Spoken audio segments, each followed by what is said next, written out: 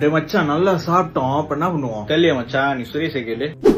விஷயம் டேய் சுரேஷ், என்னடா இது? நானும் பாத்துட்டு இருக்கேன், முதல்ல இருந்து ஆள் கூட போன்ல தொங்கிட்டு இருக்கேன். என்னடா பிரச்சனை? ஆளு கூட தானே பேசிட்டு இருக்கேன். டேய் நான் கூட மிந்தி எக்ஸ் கூட இந்த மாதிரி தொங்கிட்டு இல்லடா மிந்தி.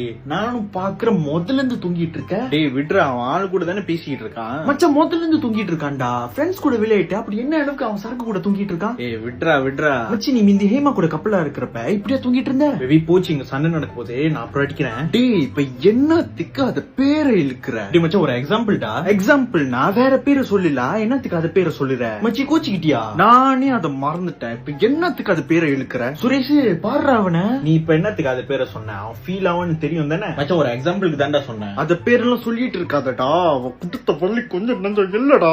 சொல்றா மச்சி, இனிமே அது பேரை சொல்ல மாட்டேன். உன்னை நம்புறேன்டா, நம்புறேன். ஏய் எங்க பாடுறா, ஹேமாக்கு புது பாய் ஃப்ரெண்ட் கிடைச்சிருச்சு போல. டேய் சுரேஷ்.